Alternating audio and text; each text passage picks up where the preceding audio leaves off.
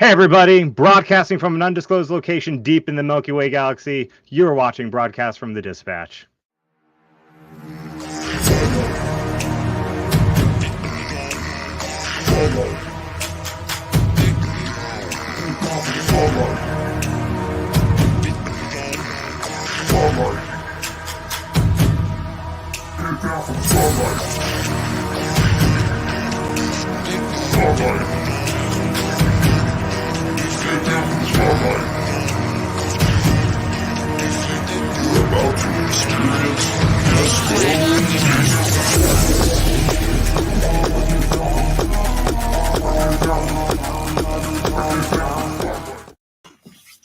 Hey everybody, again, welcome to Broadcast from the Dispatch. How you doing tonight, Tier? Doing all right, Brett. How about you? Doing well. So just for everybody out there, this is a weekly live show filled with a panel of indie comic creators. This week our theme is Werewolf Night. And we're also later streamed as a podcast, so hello podcast listeners.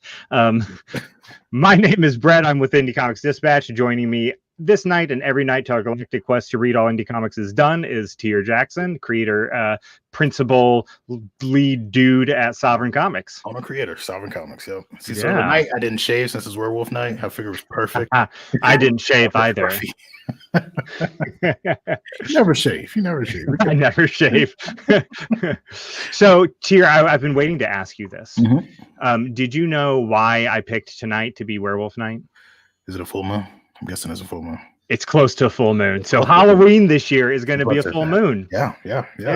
So it's perfect. It is perfect. Also, I want to mention at the top of the show that today's the last day to post pictures in the indie costume challenge that we have going on. Tier is just wiping the floor right now with other creators. And that I think he's paying people off or something. He has so many entries. So many entries. I think that's awesome characters and awesome supporters. And you're all like, I'm saying it live on the podcast. Thank you so much. I appreciate it. All of you have done awesome. Like I don't even know who I'm gonna. I know who I'm gonna pick because I talked to like my MG and SJ, and I told them like, hey, how can I do this? And they gave me an idea because I was like, I'm just gonna take everybody to the next level, like because it's crazy. Paul Richards of Black Moss Comics just called you a liar on the Instagram chat. What? That's come on. Yeah, me and him right there. We have that little friendly beef going on. Yeah, he just had like one person, like the person who did Kaiti for me. I think she just did like 3 or 4 characters for him. Yeah. There's been a lot going on. He has the cosplayers in the basement. Oh, and Dark Dove 82 actually said that on Instagram said that Halloween's going to be a blue supermoon. Oh, that means portals are opening. Yeah, that's what that means. I hope you all have your ectopacks ready. Speaking of portals, you ready to introduce tonight's guest? Oh yeah. All right, I'm going to start with Greg Moquin. He is one half of Seer Nova. Moquin, damn it, Greg, I'm so sorry. I've even practiced it beforehand. He is one half of Seer Nova Comics. He's the writer and creator of the Seer Chronicles series, as well as other solo series comics such as Ink Scales, which will be releasing soon, and many more. Seer Nova also has a free subscription-based digital indie comic platform, which is really cool. With not only their comics, but other unique comics from other indie creators all around the world. The platform started collaborative projects, with their first one being Chronicles of Horror, which is a 16-page horror anthology series that is live now on Kickstarter. Greg, welcome. What's up? Welcome, Greg. What's going on? Just chilling. So, Greg, tell us real quick about Chronicles of Horror. It's a 4-story anthology, horror anthology. It's like Creep Show. I did not write any of this issue, but I'm writing I already wrote 2 stories for the next one.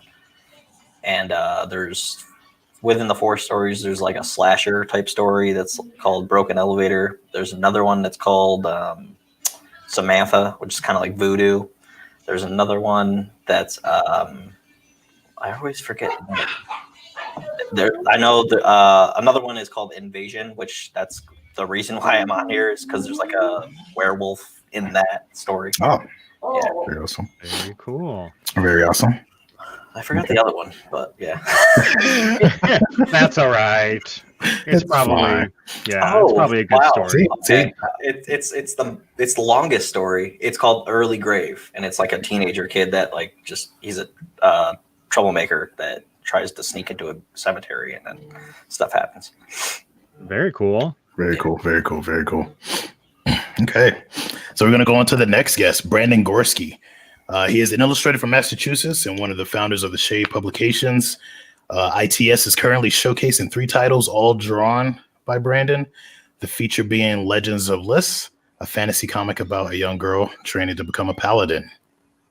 Hey guys, thanks for What's having going me. on? What's going on? Hey, excited to be here. I've just been doing some tweaking of some pages to Legends, so exciting to hear other folks bring it up because it's pretty fresh in my mind. So thank you. That's cool. That's cool. So tell us about the story that brought you on, what we invited you on for.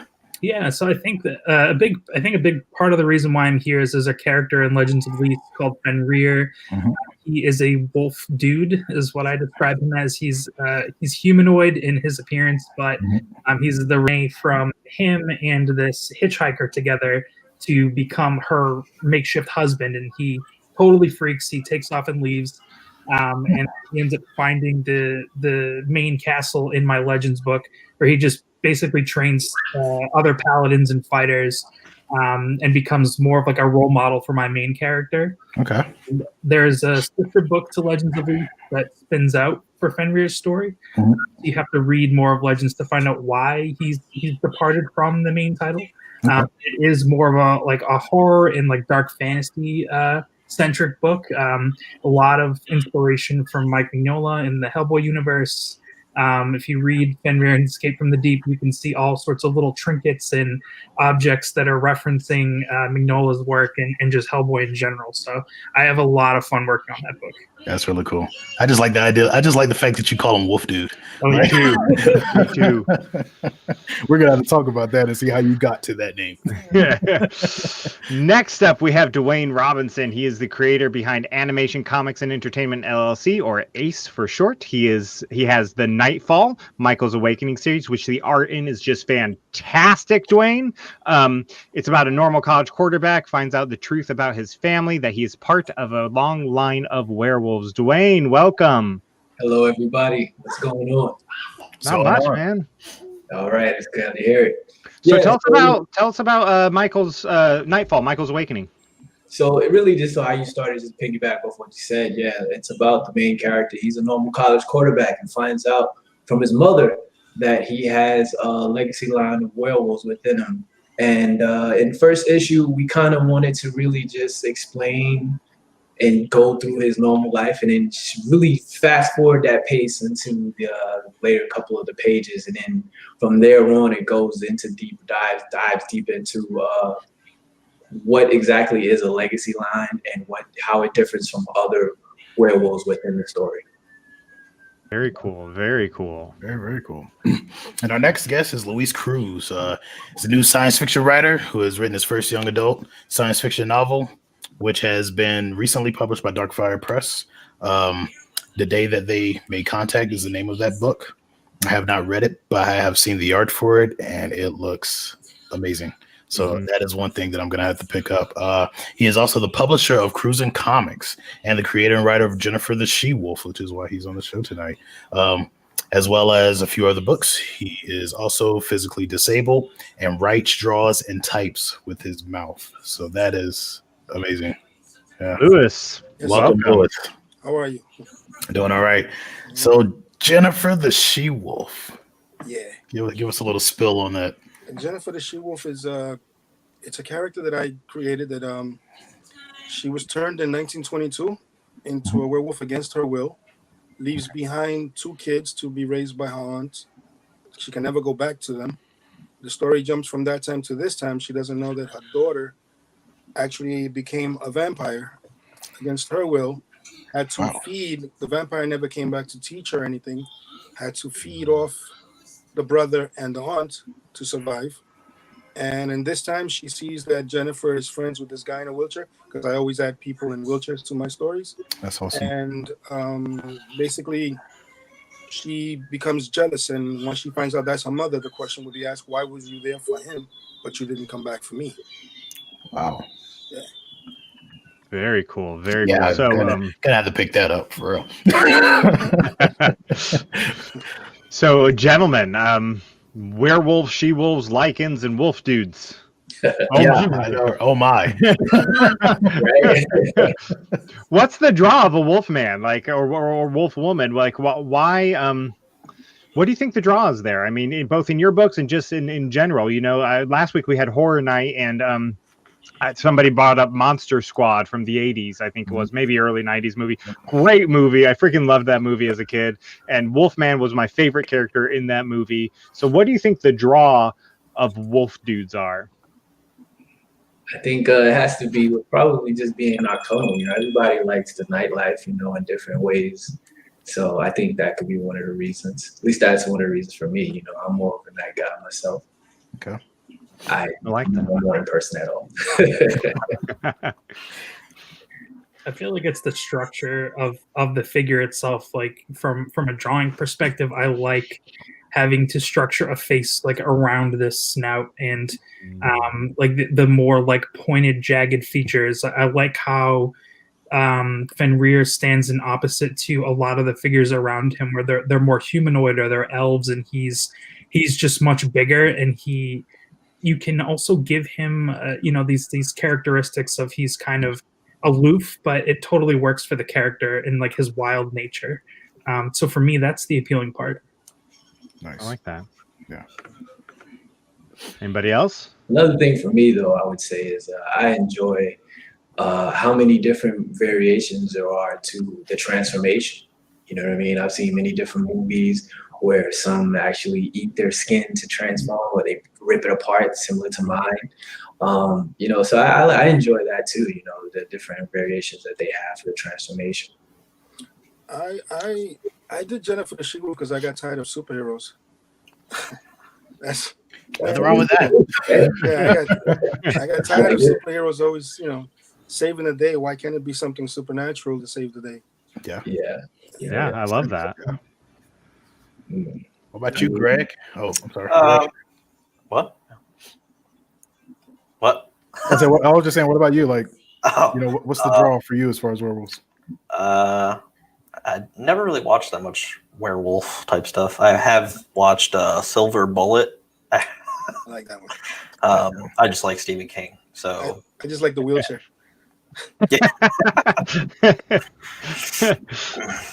So I said my first memory of a Wolfman character. The first one I remember, and remember not necessarily being completely scared of too, was the Wolfman from Monster Squad who gets kicked in the nads. That's my clearest memory of that movie. And so first memory of a Wolfman werewolf character, other than the Three Little Pigs. Yeah. Of course, for me, of course, it was like, I don't know. I'm pretty sure I don't think I'm the oldest one here. But like American Werewolf in Paris, American Werewolf in London, you know, all of those. The Howling. The Howling. Yes, most definitely the Howling. There was another one that Mario Van Peebles, was that the Howling? The one that Mario Van Peebles was in? That wasn't. I don't think. I can't think. I don't think it was. I can't think of the name. Actually, I'm gonna look for it because I know he was in one that was really good too. Let me see if I can find the name of that. Oh, y'all can keep going. I'm just gonna search for the name. I'll scream it out here in a bit. But guys, what about Twilight? All right. I'm removing Dwayne from the feed. I mentioned that because that was actually one of the reasons why I decided to do Nightfall. You know, when I saw him turn into this giant chihuahua full of fur, I was like, no. Why are people like? I mean, I knew it wasn't, you know, really, you know, our demographic, but you know, to me, I just was just like so offended. I was like, this is not how we're he just turned into a mud. That's it. I wasn't with it. And I found the title. It's called Full Eclipse. And what I liked about that is that they kind of treated the werewolves like a pack of like the way vampires, you know how they always treated vampires like they were this almost like this assassin clique and stuff like that, but they did it with werewolves. And it was called Full Eclipse. That was another thing that kind of, you know, that came out in 93, so that was another one that kind of I was like, oh, okay, werewolves can be done like that. They don't have to be these, you know, drooling monstrosities. They can be organized and, you know, and everything else. So Underworld series. Yeah, they did. Very true. It's in my heart too. I do like the Underworld series. As bad as I guess, like I don't know, the Underworld series is kind of bad, but it's the good kind of bad, you know. Like for me, it's to get some popcorn, pour some Sour Patch Kids in it. Am I the only one that does that? Popcorn and Sour Patch Kids. I enjoyed the one that the guy from Wolverine did, the Van Helsing. Oh yeah, that wasn't bad. That was good. Yeah. The werewolf he turned into was badass. Yeah, that wasn't a bad movie at all. I kind of got crapped on. I don't know why, but I enjoyed it. Yeah, I thought it was really good. I think people were still seeing him as Wolverine, so they couldn't switch over to the ideal of him being another character. That's some of the horrible things when it comes to people playing those, I guess, iconic characters. When they go to do something else, everybody's like, "This sucks. Why does he have metal claws?" Like, When he turned, I thought that was cool too. It was a deep black, and his eyes was gold. Character. But I enjoyed that movie a lot. Werewolf and Harry Potter. No, I'm just playing. Let's keep going. And moving on. Don't get mad at me, Potter fans. So let's talk about the benefits and traps that, because there's so many werewolf characters. We just named a ton there. What are some of the benefits, but yet some of the traps of writing for a character that maybe everybody feels they already know, or knows their weakness, or knows what the story arc's going to be? There's werewolves, there's wolfmen. It's a constantly evolving thing, but it's a well-known character. Yeah, it's very true. There's no. I think for me at least, what I wanted to do is I wanted to incorporate more of an urban type story, because a lot of times when you see werewolves in stories, they're kind of either dictated in the past, or they're in the woods somewhere secluded. And with my story, they're not really out secluded. They're really out in the open. But although the mother has a secret that she's been keeping from Michael, the main character, it's mainly because she just wanted him to have a choice in the matter of if he wanted this life that he actually can have. But, there's a lot of things that goes on that story. But yeah, I think that's one of the things too that I wanted to do, was make it more modern. Okay. Mm-hmm. Louis, you were about to say something a second ago. Yeah, I don't remember right now. Oh my God! No. Oh man, I'm sorry. Jesus, I'm having a handicap moment. No, what I like is that like for me, it's like in my story, I'm putting two things that don't go together, which is there's always the myth that vampires and werewolves don't clash together, but these are daughter and mother, and they have to get along sooner or later. The mother and child is a strong bond, regardless of what it is that you are or anything, and that's what I want to build on. I like that. That has some deep cuts right there, and a lot of modern life things too. I see. Yeah. So family is always good to have. Yep. Even though one wants to kill you, it's always good. It's like real family. Yeah. You got cutthroats, man. We always fight. We always fight, then we have a barbecue. Exactly. Yeah. And then we fight at the barbecue. I wish I could say the same in my story, but the family is very kind of divided in many ways. But family is very important. But I think the good part of it though is that he does have his mother, and he has his sister, who is actually a witch. But he doesn't find that out until the end of the issue 1. And then, like I said, in issue 2 is really just kind of explaining who these characters really were, and how he thought they were and who they really are, along with introducing a few more characters in issue 2. But I think family is a really good thing to have in stories like that. You know what I mean? You have that supernatural taste, and then you can add a little family into it. It's a good recipe. Yeah, it really is. Helps to build the story. Exactly. But like playing off of that question too, like as far as writing werewolves, and you all have either a werewolf in your story. I know I have wares. I just call them, because I have different ones, were hyenas, werewolves, were lions, everything in the Sorry Harmless universe. But like the tropes, like the silver bullet and transformation of full moon and stuff like that. Like, do you apply that, or do you change things your own way, like for instance, the transformation, is that something that they can do on their own whenever they want to? You're like, how do you go about that in your stories? Mine will be told that she learned to change at any time, but it took her. I mean, it's 80 years apart from when she first got turned into to today's time. So she has learned how to do that, and it will be told during the issues. Okay. But yeah, she will control it. Like right now, she can either just her arms or just the whole body. Right now, I showed. Oh wow. Cool, that's cool. So she can change appendages. That's actually really pretty cool. She can change one arm. Like the cover has only one arm turned into a wolf. That's right. Yeah. I've seen your cover. I do remember that. Yeah. That's cool. So Brandon, correct me if I'm wrong, but isn't Fenrir a wolf dude because he doesn't change? Right. Yeah, Fenrir is more of the result of a spell, like an incantation. Like he didn't really have a say. He was a wolf to start.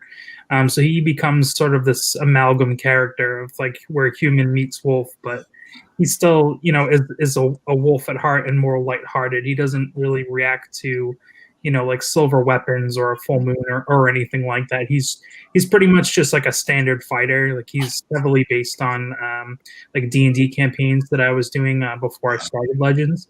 So I kind of rolled in different characters that I built from that time playing D&D and just kind of carried it over. But I think now that I've put Fenrir in a different world, it does cause me to look for more weaknesses he may have in terms of like elements to like magic and things like that, where now he's in a completely different dimension than the standard Legends title gives. Dark Dove 82 on Instagram says, does anybody have a Were Dragon? Read a novel with them and it was awesome. Man, that sounds cool. Yeah, I know me personally, I have something. Well, not a Were Dragon, but I do have a Were Chimera. Okay. Yeah, that's pretty much what she is. She's only like that because her father's a werewolf, her mother's a were hyena. So like her siblings can either go either or, and that's the kind of the mix that I did with it. But with her, she could never change at all. And then just one day, she was like looking in a book, came across a chimera and changed into a chimera in the middle of a bookstore. So it was like our parents were like, oh crap, we thought she couldn't change, and then come to find out that I forgot the name that I had it right now, but she's going to be in Temple High and show up in issue 2. Very cool. Yeah, I'm just like y'all. I love the whole werewolf were thing. Like I got a were shark. I don't know if y'all saw the isn't that called King Shark from DC Comics? That's kind of what King Shark is. He's a were shark. You can't go back and forth, but yeah, exactly. But were dragon, that's a good idea. Yeah, that is a good idea. I think maybe your she wolf should go against a were dragon. That would be kind of cool. That would be interesting.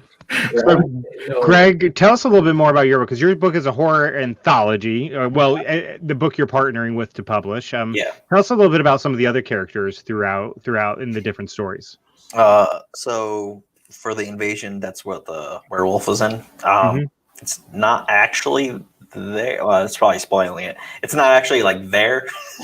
It's what this like guy is like the only basic actual character in that story for the invasion. He's like just seeing things, but you don't know if he's crazy or not. And Matt's pretty good at writing.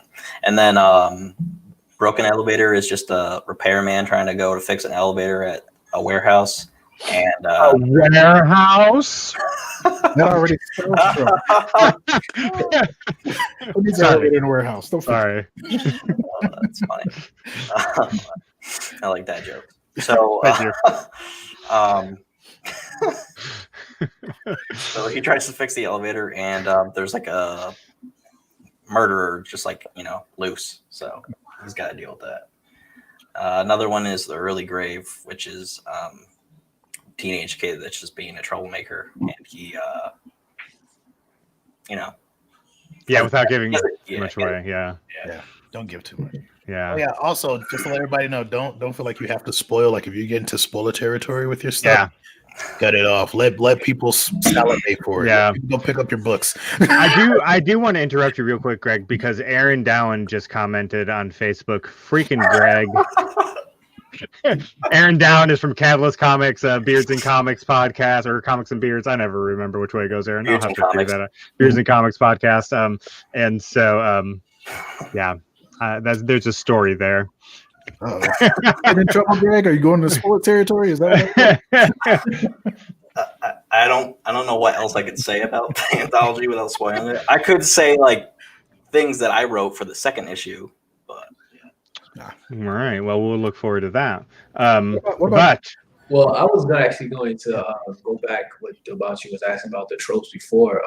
In my story, actually, there's many different ways how you can turn because there's actually two forms. There's actually the wolf man form, and then there's actually your true form, which is your Lycan form, your Lycan state.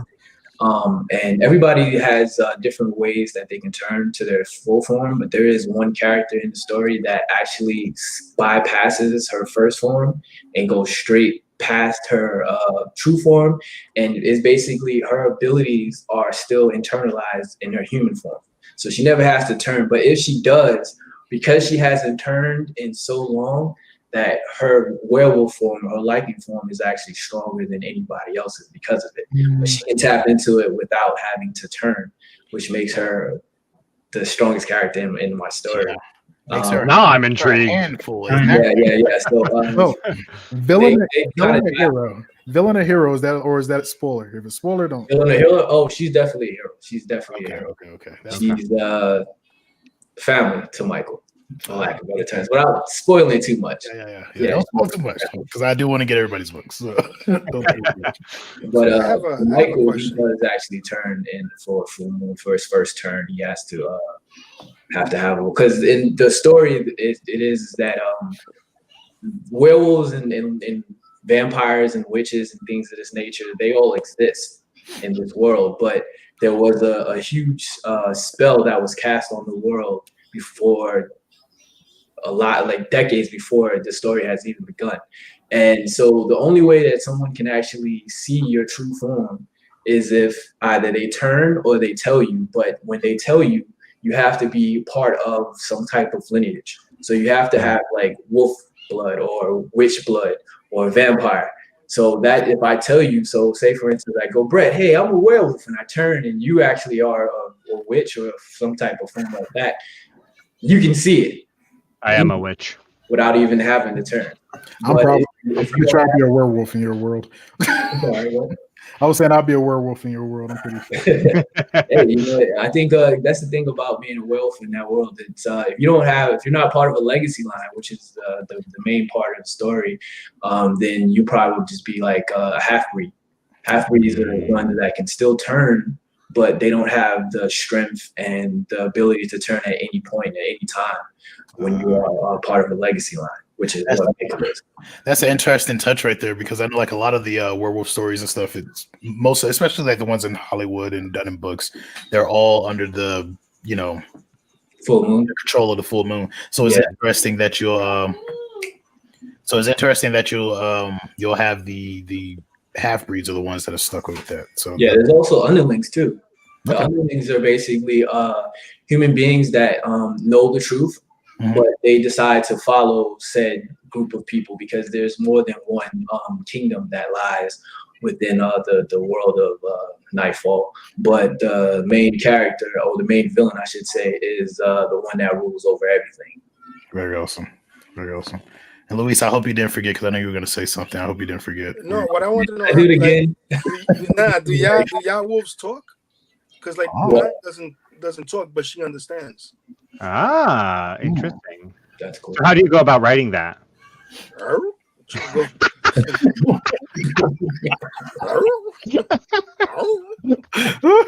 Makes sense. The Scooby lingo. Yeah. Let's listen to Chewbacca a lot. That's it. That is awesome. Yeah, in my story, I actually wanted to happen where they could talk telepathically, but I felt like it would probably kind of be hard to kind of get that out to the story, but like for people to really understand it. So I just had them just talking regularly to each other. But I actually, that was really what I wanted to have, was they talking telepathically when they turn. Interesting. Brandon, take us. Go. I'm sorry, Luis. I find it weird when wolves are wolves and they just have like, hey, how you doing? you know, with their fangs sticking out. I don't know, maybe it's just me, but I just I mean, don't that's feel fair. right. Like, hey, you got something on your fang there, you know? What do you That was like, one of the reasons you know what I'm saying? I wanted to do it when they talking telepathically, because I felt like it would be, you know, a little easier. Mm-hmm. Especially doing it for a comic, you know, you have the artwork and you just have them there standing there and they just talking, you know. No, that's telepathically. I like that. That's Yeah, dope. that's a good approach. You know, Yeah, Use it, take it, you know. Hey, go with it. I mean, you can explain it. Well, you can explain it different ways too. Like if you that'll be a spinoff, bro. Nah, keep it. Yeah, exactly. you can explain it different ways too, because you know, like with most of those, of course, like that's why I like the idea that Louis said he just has him, you know, barking or you know, "Arr!" and stuff like that. But in the same way with them talking telepathically, you can explain it as sense and stuff like that. Because that's another way that dogs communicate and wolves communicate. So both of those. Or maybe put subtitles in the bottom. Yeah. You know how like when a character talks in Spanish or whatever, and they put it in English. Put it, like, hey, how you doing? You know what I'm saying? Brandon, I want to clear something up for myself because I think in my head I've been mispronouncing your book name. How do you pronounce Legends of Lys? Lys? Yeah, I've been saying Lys. That's okay. I suck. So take us more into the Legends of Lys and the different characters within that, because that's like you were saying, a lot of the characters came from a D&D campaign, and it does. I've read I think issue 1 of that, or it was in the preview issue that you sent me, and so it does. It reads very much like a D&D campaign. I love it. Tell us a little bit more about that, because I want to hear more about that world. Yeah, sure. So I mean, Lys was created by me and then 2 of my friends that would also, you know, more often than not campaign together. So we built out all of, like the structures and like specific island locations for the world. So it was a pretty collaborative build that I then fleshed out into the actual book. So I lifted specifically Alona from D&D, and I sort of de-aged her because in D&D I played her as a full adult, and when Legends of Lys starts, she's an early teen. So I thought that it would be more interesting to see her journey from the beginning up. And I went through many iterations of trying to figure out how it was going to look, and then what characters I was actually going to lift from D&D. So I'm still going back through like my binder and finding characters I built just to have. The second volume of Legends that I'm working on now has a lot more of those characters. The second volume is based around a tournament, which I've been able to sort of cherry pick those different characters and put them in as contestants for this tournament. So that's also been a lot of fun figuring out how they're going to look and how that's going to work. Specifically, 2 of the bigger villains that we had as recurring villains in D&D, they've been introduced into the second volume. So my other 2 buddies were so salty when they saw them show up. They're so mad because we struggled with them for so long. It was so funny. That's hilarious. So now you do all the art, and Dwayne, you do all the art for yours also. So I love that. What kind of hiccups do you ever run into hiccups being both writer and artist? Yeah. Yeah. I don't want to make anybody forget anything else. So I'm just gonna... Go Brandon first, and then we'll hit Dwayne. We'll go in first name alphabetical order. There we go. There are different muscles to flex, I guess. So, I mean, I have more of a shorthand when I'm working on Legends specifically, because some of the full scripts I have, I end up tweaking, leaving some things out. But it's more of just the story writing happens more in the actual thumbnailing process for me of like what I'm actually going to keep and what I'm going to disregard. Whereas the other 2 books, Atlas Clark, I'm working from a full script that my friend Corey LaHue writes. So he does like a full script, and then we go through and storyboard, and then we end up picking and choosing, if I can accomplish what he's trying to describe within 1 page instead of like 2 or 3, then that speeds up the process. Fenrir has been more of a collaborative process with me and my friend Antanas Melis. We have like a shorthand script, and then we kind of flush it out together in the moment. So the variety of styles definitely keeps me engaged, keeps it fresh for me. Ryan? That's cool. For me, I would say it was really hard because originally the story was supposed to be a lot darker than what it was. When I first started the company, we just really kind of wanted to have, at least 2 stories out where, we can get our names out there. And me and my brother, I have the Nightfall story, and my brother has a Salvation story. Both are very horror themed, stories. But his is a lot darker than mine. He decided to stay with the darkness, and I just tried to tiptoe out of it. So for me, it was really hard, like having to rewrite certain parts and just like, but it's so good here, but. And then, just having to, I actually redesigned a few characters too. But for the most part, it was not that hard after getting past the part of, changing everything to make it a little bit more kid friendly, I guess you could say.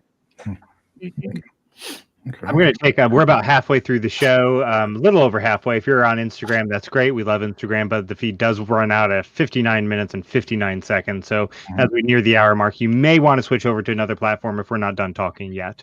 Also, I'm going to take this time to say Indie Comics Dispatch partners with Head Nerds in Charge for all your nerd and geek cool stuff. Indie Comics Dispatch, broadcast from the Dispatch, does not have its own Patreon, but we work with Head Nerds in Charge. So if you have money and you want to give somebody more money, give it to Head Nerds in Charge. We give out Indie Comics Dispatch gives a patron only indie comic recommendation each month, and also gives a free digital copy of that recommendation to the patrons of Head Nerds in Charge, and you can do that for as little as $1 a month. I'm also going to interrupt, and we're a big supporter. I'm a big supporter, at least, of Bic Distro. It distributes Black indie comics to comic shops all across America. It's a wonderful thing. I'm going to play their little ad right now.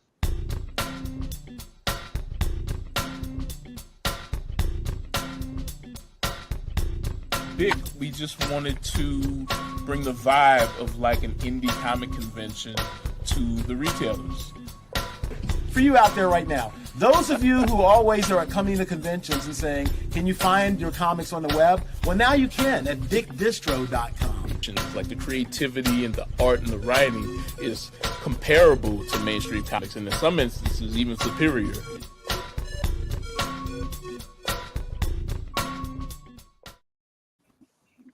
That's Bic Distro, and we lost Brandon somewhere in there. Uh-oh. His camera at least is off. He'll be back, I'm sure. Either that or he turned into a wolf dude. We can't see.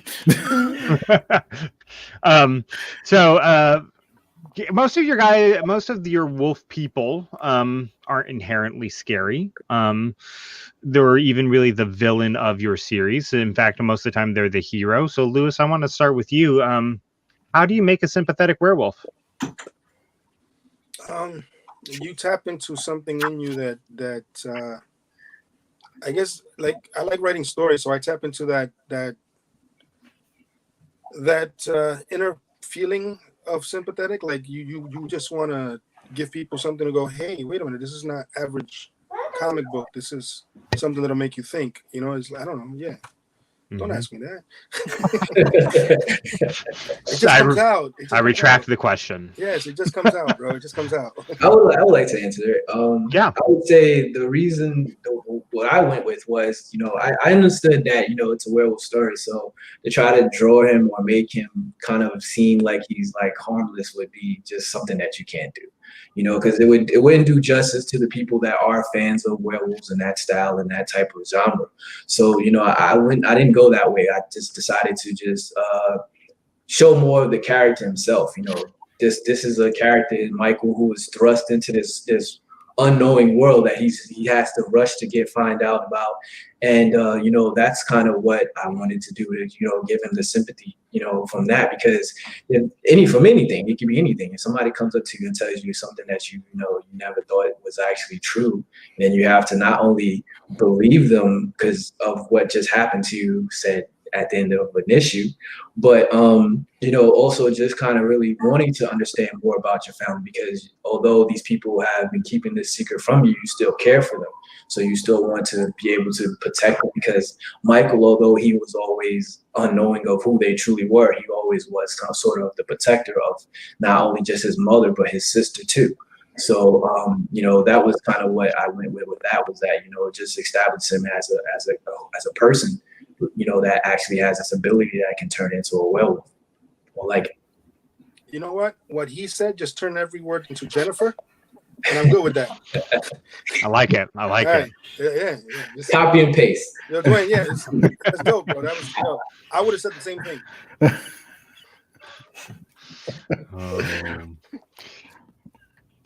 Okay. Anybody else want to? No, you're good. You're good. Anybody else want to add to that? I just like that both of your books have such like a family and legacy focus to them. Because typically, like the werewolf character is like an outlier or like an outsider, you know, without any connections. A lone wolf, if you will. There you go. So I like the idea of wolf tropes, not tropes, but wrong word. Excuse me. You're all night, people. Like the genes, like through a bloodline, and needing to, you know, struggle with those forms of like acceptance, right? Like Lewis, your book is like the whole vampire werewolf, but they have like an entirely different connection than you normally see. That's really exciting. Thank you. It is like I'm honestly liking everything that I'm hearing. So you all got Dwayne. We're gonna jump with Brandon also, okay? Hey Greg, if you want to jump in, bro. Yeah, come on, Greg. I don't really have much werewolf story stuff, so No, but to plug for just a moment here. Let me get this added back in. Boom! That's Greg's Kickstarter right now, everybody. If you go to Chronicles of Horror, it's a 16-page horror comics anthology. 53 backers, almost $2,000, 3 days to go. You know, guys, if we can get that to $2,000 while we're on the air, Greg will do something cool. I don't know. I made that up. Well, actually, if we get to our He'll turn into a werewolf. If we get to our third festival, then I will do something. But I don't know. All right. Something. I just thought I'd pop that up there real quick. We'll show it again at the end of the show for everybody. Chronicles of Horror. Just search Chronicles of Horror on Kickstarter, and you can find it. Greg's really here tonight as the publisher behind a werewolf story, not necessarily the writer of a werewolf story. So, all right. So we'll ask this: how hard is it to well, actually, it probably goes to everyone. How hard is it to publish a werewolf story? There we go. There you go. Now, Greg. Now, answer. There you go, Greg. One, I'll make it deeper. One that doesn't feel like it's been seen already. I feel like this one hasn't been seen. It's mostly just like a werewolf dude, werewolf dude. Wolf dude. Wolf dude. Wolf dude. Wolf dude. Just a wolf dude, just like scaring the dude and the other guy. So it's more. So is it more psychological? Because I know you were saying that. Yeah, that story is Yeah. He had to like try to tell a story within like 3 pages because that's a 3-page story. So wow. Yeah, I can't wait for the second issue of this just because like there's like 2 more stories I think. So yeah. So there's multiple parts to it.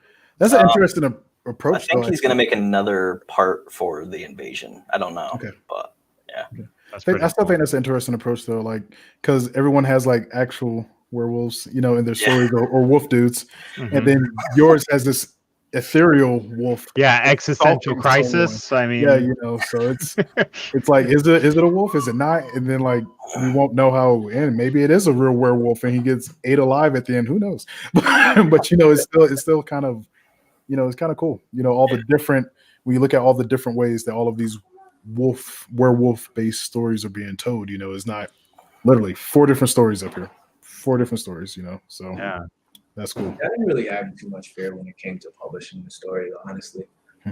I think the fact that it was had my brother, you know, with his story too, help, you know, give me the confidence that, you know, we have different takes on different stories, you know, whereas mine is a werewolf kind of story, and then my brother's is more like kind of the demon aspect. So, you know, it's a good 1-2 combo, you know. Yeah. So, you know, I didn't really have too much fear for it, I guess, because also too, I mean, even though we have the Nightfall story and the Salvation, we also have 3 more stories that we have coming right after that. So it really wasn't too much fear for it, you know. It was just you know, just really wanted to get our names out there. It was having something, you know, interesting to dive into while we're creating all the stories. You know, that is interesting because to that point, I've never seen really anybody go, oh, another werewolf story. Like if I see a werewolf story, I'm like, I want to watch that. Oh, they did it with Underworld. You're forgetting. No, I still watch that. You're forgetting. They were like, wait, there's another vampire werewolf hybrid again? I thought we already did that. And then Brett was over on pay-per-view still chunking down his $5.99 to rent that movie. Josh on Instagram. I don't know. I just think it's great that she's bringing it up because it says cough weredragons cough. So I don't know what exactly. Someone do those weredragons. Mark Dub, do us a favor, make a comic about weredragons. Just do it. Do it. So the way I gotta ask, since your brother, you say your brother has like the darker demon-based stories, and then you have the wolf, vampires, and witches. I'm guessing this is the same universe. And y'all are gonna not necessarily. No, I wouldn't say it's a universe, but I did throw in a few Easter eggs. You did, and I loved it. To let everybody know that we're one and the same. This is our company. This is our publishing stuff, and we're one and the same. For instance, one of the Easter eggs that we threw in there was when Michael and his girlfriend go to the movie theater. The movie that they're actually going to see is a page from Salvation. Oh, that is cool. His girlfriend is asking him, hey, who told you about this movie? And he goes, my friend Ace. And when you go into the beginning of the story, when they're in the football scene, there's a character that plays with Michael on the field who scored the winning touchdown. Mm-hmm. His nickname is Ace. Okay. Which is the name of my company, Animation Comics Entertainment LLC. That is really cool. Yeah, that was a little Easter egg that we have. But there's tons of Easter eggs in my story for issue 1. I like to throw them in, even in the story that I'm writing now, the Immortal story. There's tons of Easter eggs in that one too. But yeah, I enjoy doing things like that. I just think it's kind of cool. My brother's he can take it or leave it, but me, I kind of like it. I think we just lost the Instagram feed. Maybe it's back up now. Who knows Instagram? Who knows? I have a question. How hard is it for you guys to get like children to read your story? Because I don't have any curses or nudity in my book, and when I went to do a show, I was told that I wasn't allowed to do it because my book had a werewolf and it was scary. And I actually told the person in charge of the convention that it's impossible because like 95% of kids watch Walking Dead. Yeah. And I work with children and they all read my story and they loved it. So that was a back and forth thing he and I had. But I will never do a show with him based on that, and that sucks. That's weird. Like, that is weird. Yeah. There's a lot of children shows that one kids show. What was it? Monster High? Don't they have a werewolf in it in Monster High? Yeah. There's a lot of different children shows that have werewolves. Yeah, I mean, there's a cartoon now with this coming out or came out with the dinosaurs now. Then there's the Little Monsters show on like Nick Jr. or whatever that has little monsters. There's a lot of different things. I won't name the guy. I didn't. Mind you, he was all for it the year before it came out. I showed him promos of it. He was all for it, but when it was time to get it, I was approved for a table and everything, but then he oversaw it and was like, "Nah, you can't do it." I'm like, "Oh, that's weird. That's weird. That's crazy." I mean, I don't really know what age I would really say in my story is. I would say it's for kids, but at the same time, maybe not. But I mean, in Marvel movies, they have like quote unquote love scenes, So in my story, there is like sort of like a sex scene, but there's no nudity. It's just kind of there's no nudity. There's no cursing. But I've seen when I go to conventions, the ones that I was able to before all of this happened. Kids would come up to me and they would say they love the story, they like the artwork, they like the character, they like the werewolf, how it looks on the cover. I never really had too much problem with that. It's unfortunate that you did though. Yeah. It's all right because the following year I did New York Comic Con, so I got even. There you go. Oh, man. So, Tier, I think is okay, he's back. Right. Tier, did you want to ask your question about the genre? Well, yeah. So I already know that Dwayne, he said this multiple times, so he already answered this question.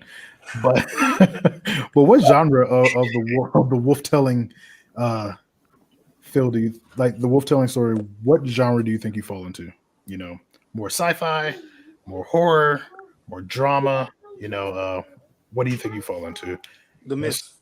The myth of it. Okay. Yeah, because my story will have, for example, in the second issue, I'm going to introduce Franklinstein, not Frankenstein, Franklin, because Franklin. Okay, the Frankenstein character is always trying to make himself better. He's like the Tony Stark in my universe. Okay. And they'll show, like, I have a picture of him where he's already replaced some of his body parts with cybernetic parts. And he's always trying to improve himself on that. So he's good friends with Jennifer. And he's always trying to improve his, he actually got, his mansion is full of what I call Steingards, which are these big, monstrous Frankenstein-looking characters that guard him. But he's the original Frankenstein, but he's the most intelligent one in the story. And I named him Franklin because he can't use the same name over and over in history because he's lived, you know, hundreds and hundreds of years. Yeah. So he named himself Franklin. And in the second issue, there's a character, one of his first female Steingard will actually betray him. So, and she looks just like a Frankenstein monster, but she's dope. Okay. She's sexy. So, ladies, if you look like Frankenstein, call Louis Cruz. Yes. Oh. What about you, Brandon? I would say Fenrir falls into like the dark fantasy, but also like dips its toe into adventure because he's on a quest in the other realm that he's in. But there are lots of horror elements to it, and just dark fantasy elements is you know, illithids, there's, you know, goblins, there's lots of skeletons and robes. I love just drawing skeletons that's for whatever reason are alive and drinking, even though like they can't digest anything. So like, we have on the floor and on the table. Exactly. Lots of figures with just like eyeballs for faces. I love just doing weird stuff like that. Lots of like demons and weird little like trolls. I've got Ifrits in there. I've got oh nice. All sorts of I got a drow king. We've created like different artifacts and stuff for them to use. Lots of shrouded figures. Like we've got ghosts, spirits, all sorts of stuff. So it definitely covers, you know, hits all those points for me. Very awesome. Greg, what genre do you say? You've been quiet, man. Yeah. And I know you're not quiet. I don't know. It's like horror. What genre? Chronicles of Horror. What genre would that be? I just want Greg to talk.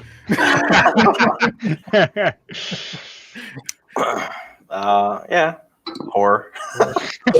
Psychological horror? Okay. All right, psychological.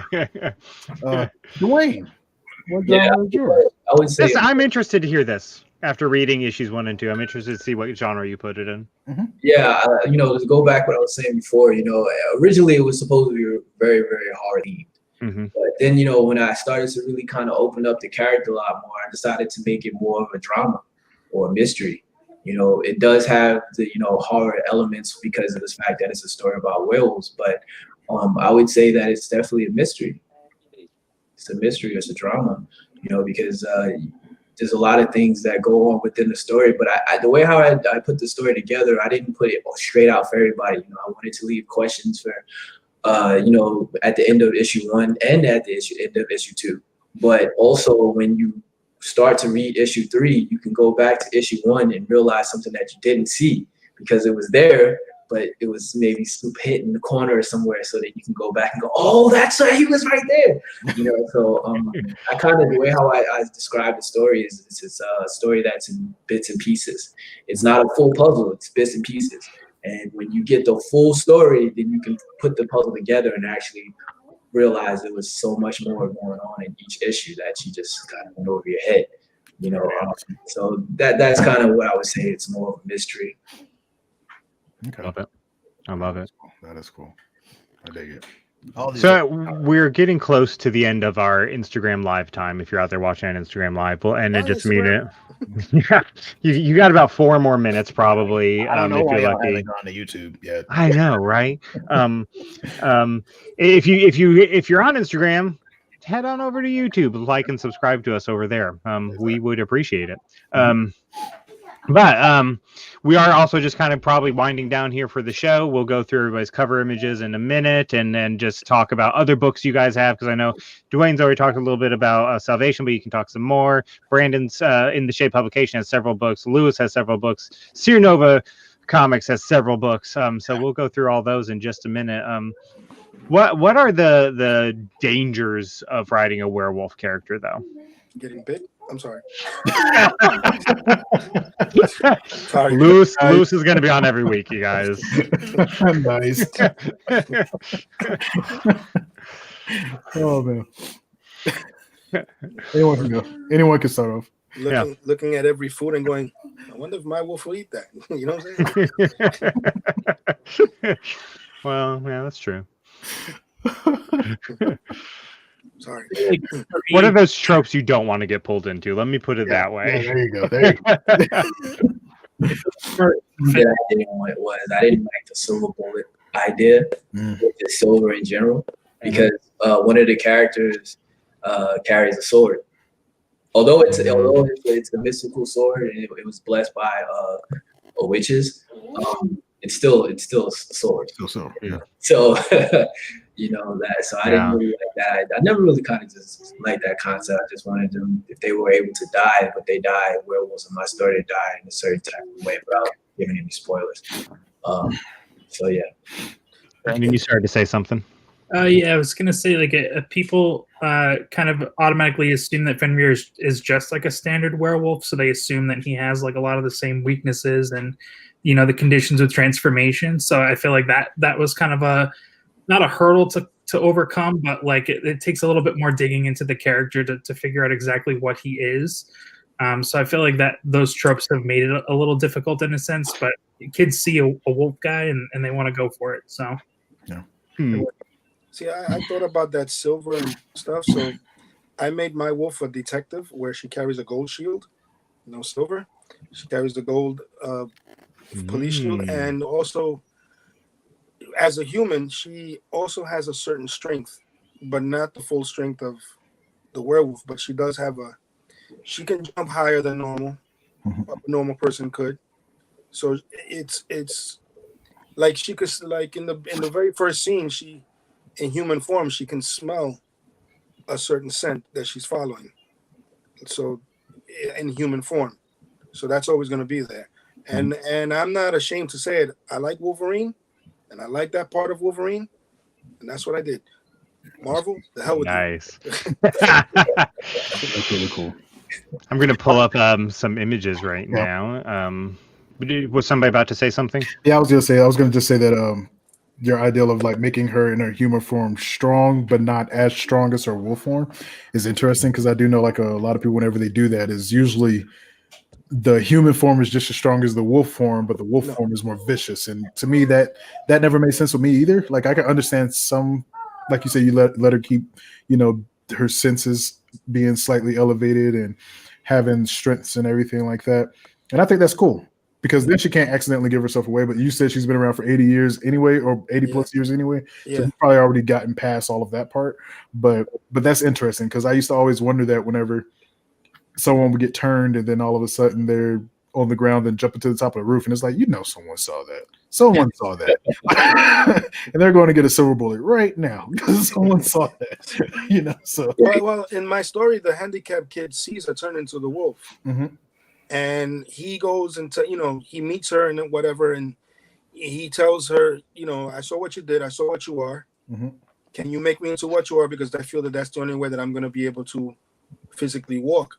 Oh, wow. And she'll go into telling him that, it's not a gift. It's actually a curse. And her daughter sees that bond. And at the end, I like spoilers and I like spoiling things. But it's all about how you get to the end. That's going to keep the readers intrigued. So I'm not ashamed of saying the ending of this. He will get bit by both. What he'll become is something different, because he'll get bit by both at the same time. So would he be a new breed of creature? That's my secret. Very cool. Very Thank cool. you. Okay. So on the screen now we have Lewis's image of Jennifer the She-Wolf. Oh, that's cover B. Yeah. Yeah, that's what's up on It's a double Comixology, cover. I think, right? Yeah. So do you want to explain it, because it kind of looks like she's fighting zombies? Do you want to explain whatever's going on there? Yeah, in the first part of the story, I'm sorry, the second part of the story. The first book starts off in black and white because I wanted to do with gray tones because I wanted to do I'm familiar, 1920s. Dwayne. The 1920s. You know, I wanted to show that, you know, like most movies were in black and white back then. Yeah. So I wanted to show that, and then when it jumps to today's time, it's modern colors and everything. But when it turns into the modern time, she goes and fights these zombies that will later be discovered that one of the Steingards let out by mistake. Yeah. Okay. Right. Speaking of, Dwayne. Oh, hold on. I clicked on the wrong window. Uh-oh. See, and right there, she's going, oh, I'm sorry. Oh, yeah. Oh, that's hot. It is. That's clean. I've seen that. That's hot. I've seen that on your Instagram page and stuff. And I was like, man. Yeah. That's really cool. That's the cover of Nightfall. Dwayne, what do you want to say about Nightfall that we haven't said already? So, you know, when I was doing the cover, you know, I wanted to do something that's a little more eye-catching, you know, something that kind of begs the question of what's going on here. Mm-hmm. If you look at everything that's going on, you see the kind of silhouette that is kind of turning into, and you look in the background, it's kind of forming a werewolf in the back, because that's basically what that story, the issue 1 is basically about. You know, it's about Michael really trying to, kind of unraveling his truth. And, you know, and to piggyback off what Lewis said, you know, my story also is, it starts off in black and white and it goes into color. But my reasoning is because that's how his life is really. I mean, there's many different reasons behind it, but that's kind of like the main one, the primary one, is that, you know, Michael has a normal, ordinary life. So, you know, when you think of ordinary, you think of mundane, black and white. And when, you know, he has the truth that was told to him by his mother, it slowly goes into color because it's starting to realize the truth that's actually becoming, or for lack of better terms, it's Michael's awakening. And that's pretty much what the first issue was. So let me ask you a question. Especially because, you know, his first time when he turns, there's a full moon, and that's the only way he really was able to turn because of it. Let me ask you a question real quick, Dwayne. Animation, comics, entertainment. When will we see the animation? Yeah, that's funny. The animation, that's one of the things that I'm always working on. I'm always awesome. Trying to do that. You know, I'm talking to a friend of mine who is an animator, and we've been working on a few things. We have a superhero story, universe really that we're working on, and can't really divulge too much. I remember me and Greg was talking about it when I was on his show, and we were talking about our characters, but can't really go too much into them. Some more secrecy. There's a laser, you don't see it, but it's like pinning on my head if I say if you say anything. That's great. I've said it multiple times now, but animation is going to be the next big thing in the indie comic scene, is because the technology is so available now. It's already starting to make those leaps. And I know a certain someone up here who has been quiet is working on something really cool that they told me about, but I'm not going to say it. I'll let him say it when we get to him. Wonder who that is. Legends of Lys. Did I say that right? You did. Yes. Cool. Tell us about it. Who are the characters we're seeing here? Tell us more. Tell us more about some of your other books and where people can get them. Yeah, so front and center is Alona. Right over her right shoulder is Fenrir. I kind of pieced him like on like the side of the cover into the back. This is actually the cover of the trade. So right beside Alona is another character, Yama, who's a ranger. And the far back is the witch that actually turned Fenrir. She's got that red hair, and beside her is the storm god Talos, who's the antagonist of that first trade. In the Shade is a independent publishing company that I started with my two friends, Antanas and Corey. And we're putting out 3 books currently. This Legends of Lys, we're putting out Fenrir and Escape from the Deep, and The Expeditions of Atlas Clark. Those are our 3 main titles, and they are available at intheshadepublications.com on our shop link. We've got plenty in stock. Very cool. Very, very cool. All right. Hold on. Let me get back over here. All right. Chronicles of Horror. Yeah. It's your turn, Greg. I guess I'll talk. Hector Barrero of New Leaf Studios. He was the cover artist for this. He also did the early Grave story, the one that I almost forgot about. So the cover contains the Gravedigger character because he's like our host of the anthology. He'll be in. Nice. He'll be in like the other issues. I love that. Yeah, so the origin is actually the story that I forgot about. He's in that with that teenager kid that's like looking like he's got blood on his face. Mm-hmm. Then the other stories, Voodoo, the dude all crazy looking. That's Invasion, and then the burlap mask type thing. That's the axe murderer dude. That's after the broken elevator story thing. Yeah. I like how you did that. How each and this is going to be the cover, right? So yeah, you have like a piece of each of each story on the front. That's really cool. Yeah. I just want to let everybody know, Sierra Nova Comics, they're doing some great things. You know, there's more to them than just the stories. They actually have a platform too where they, you know, promote and sell indie comics too. So check that out. Yeah. Yeah. We're not at $2,000 yet, Greg. Yeah, so yeah, we need to get there. We need to get there. We're actually really disappointed. I actually am doing a Halloween like live stream because cool. it ends on Halloween night at 11:59 p.m. as you can see on the screen. If we do hit that stretch goal, like 2,300, I don't know how I'm gonna like up the last thing I did. I did a shot of hot sauce, which I'm not a big like spice fan. So doing that was kind of that hurt. I love hot sauce. Here, add it to Goldslogger. And then, Somebody on Facebook just gave us the sad emoji or the sad reaction. I'm hoping that's just because we haven't hit $2,000 and not just because the hot sauce made him sad. Yeah. I like hot sauce, like buffalo chicken dip, because I guess I make it like really good. But I can't like handle that spicy of stuff. Like I ate the ghost pepper donut that's at Dunkin' Donuts. So heard of that. I haven't tried that one. It's weird. Yeah, it's in the frosting, by the way. So if you don't want to eat that, it's definitely in the frosting. I thought it was gonna be my girlfriend. Yeah, my girlfriend works at Dunkin', and even though she hates the job, if you're out there listening, Mr. Duncan, no, she doesn't. Mr. Duncan. Yeah. So very we have cool. a lot of stuff besides that going on. We were supposed to have a video game come out this year, but that didn't happen because of the Rona. So yeah. The Rona. Big things happening in the indie world. I tell you. There are. Well, next week on the show, hold on, let me put this back up. I gave you a sneak peek a minute ago because I had my slides out of order. It's Team ICD night. Yeah. So we're going to have the folks from everybody who's involved in Indie Comics Dispatch, plus the hosts of Beards and Comics on. I haven't even told Tyrone that yet. They're going to come on because they have their own podcast also, and they're awesome dudes. Also happen to run Catalyst Comics. So they'll be on with us talking too. It's crossover night, I guess, because podcasts are crossing over.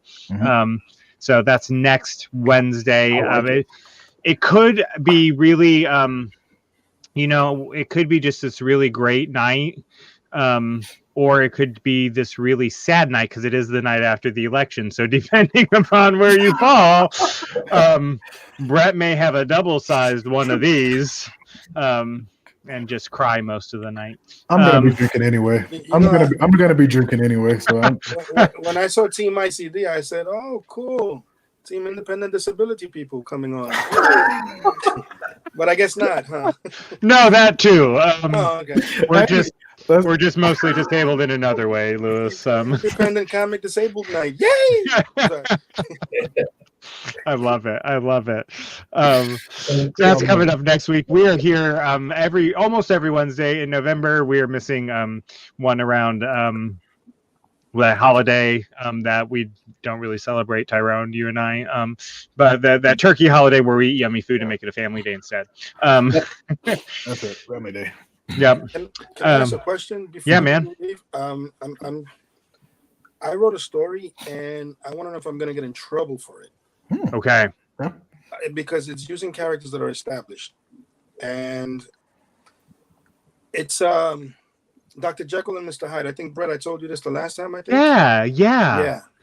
Well, I actually started writing the outline for it, and it's basically Jekyll is a mother, Hyde is her handicapped son. She's a geneticist who comes up with a cure for her son's disability. Would I get in trouble for writing that, even though the son will have a side effect? Well, he'll turn into this horrible, grotesque creature and eventually kill everybody. But at the end of the story, he will come back to her, get down on one knee, and basically gets tired and says, "Mom, I'm going to end my life. Here's the gun. Shoot me." Would I get in trouble for using the name Jekyll and Hyde? You guys are creators, and I'm hearing that I'm not going to get in trouble because they are public domain. They're public domain. They are. Yeah. So like Jekyll, Hyde, Frankenstein, a lot of those characters are public domain and stuff like that. Cthulhu. Yeah, Cthulhu is public domain. I even think if I'm not mistaken, I think Peter Pan are using versions of Peter Pan is public domain. So, you can't use the Disney animation, but Peter Pan as a character is public domain. Just make him a different Peter Pan, which that's coming later. Because I'm even using all the original characters. I'm even using all the original characters that are in the story, the original stories. You know, like the assistant Lanyon, all that. But I just want to make sure that I want to make it into a one-shot graphic novel. That sounds interesting. I'm excited. Lewis has a story that I'm going to say because you mentioned it during our interview about a disabled, handicapped girl who gets struck by lightning, but the lightning's not really lightning. Yeah, I am so looking forward to reading that. I remember that interview. It's the lightning. It's actually an alien that comes through the antenna. She's a gamer, so she's in her wheelchair, and what it is that alien gets transferred to her wheelchair, and it becomes like her Iron Man suit. And only she could hear it. Only she can hear it and interact with it. And the government tries to take it because they know something came. But at the same time, that alien's people or whatever come also because he's wanted in their land, in their world, in their existence. I love that. It like brings like a lot of those sci-fi kid alien stories that I know a lot of us watched when we were younger. Yeah. Where the alien comes, and the government's looking for them. Whether it's now with Bumblebee, kind of did the same thing, and of course E.T. Mac and Me, which is a story that no one talks about anymore. I just like putting handicapped people in stories because we exist as much as y'all don't like to know. Yeah, I think it's awesome that you I like to put handicapped because Professor X is fake. I'm sorry. No, he's fake. Wait, he's not even handicapped to me. Wait, you're saying Professor X isn't a real person? Is that what you're saying right now? Professor X is fake in the comic books, period. I like. I got you. That's not a disabled person. He's got that incredible ability. No. Yeah. No. I do like the idea that you do that. And honestly, I think it's really cool that, and that's what you see in the indie comics world. Period. Like a lot of people, when we write our stories, we bring our own walks of life into those stories. Just like I tell people all the time with my characters, I put a piece of me to a handicapped guy. Really? Really? I like this crowd.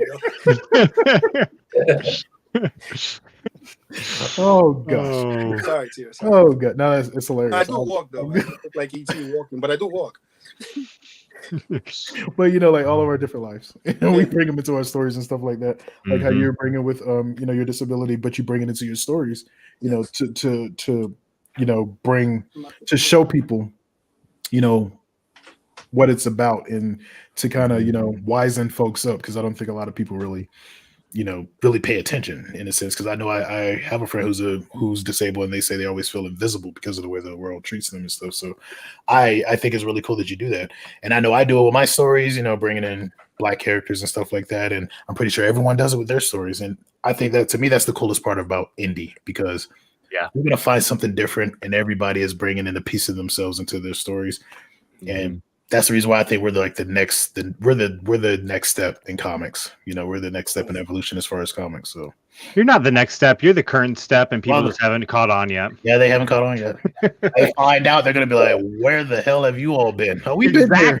We've been here. Exactly. You've been chasing after the others. They're gonna read some indie books, and then all of a sudden decide they can start an internet talk show because they like indie comics. We were here first. This is the perfect time to say it. William Thomas Knowles Jr. on Facebook says, "Dang, missed it." William, no, you didn't. You can catch us on a podcast. We'll be available tomorrow on all your major podcasting platforms. You can listen to us tomorrow while you go about your workday. Guys, also play back on YouTube. Yeah, go play back on YouTube. We don't care if you watch us when we're not live. It makes us happy to see those numbers go up. We want those views. We do. Guys, thank you so much for being here tonight. It's a great discussion, great night. Can't wait to have each of you back on for a different themed night too, because all of you guys have multiple projects going on, and it's such an honor for me to sit here as a non-creator and be here with you guys and talk to you guys. So thank you guys so much. Everybody out there who's listened and watched, thank you. Join us again next Wednesday. Again, it's a Team ICD night. We're going to be talking about all the indie comics we've read lately. Team Indie Comics Dispatch, so Lewis isn't confused. Night, everybody on the team, we got a new team member. Malachi Bailey is going to be on with us. I think that may be news to him, but he's going to be here. He is writing a once-a-month fan casting of an indie comic book for us, which is going to be amazing. Broadcast from the Dispatch is a production of the Indie Comics Dispatch. Please like, follow, or subscribe on whatever social media platform you prefer. If you're a podcast listener, it would be very helpful if you would give us a 5-star rating. Even if you didn't like us, just throw us a bone, give us a 5-star rating, and comment and rate on the various podcast platforms. Don't forget, Tier is the founder and principal creator behind Sovereign Comics. He would appreciate a follow at Sovereign Comics. He would appreciate it even more if you would buy some of his books. Exactly. The more you buy, the more I can make. We're better than the universe, folks. We are going to link, try to link everybody on the various platforms that was on the show tonight. But again, to our panelists this evening for Werewolf Night, thank you guys so much for being here. Any famous last words before we go? Yeah. Everybody, Lewis, go ahead. Wolf up, bro. Wolf up. Wolf up. Wolf up. Guys, it's been a pleasure and an honor. We'll see you all next week. Most definitely. All right, man. Take it easy. Take care. See you later. Thank you again.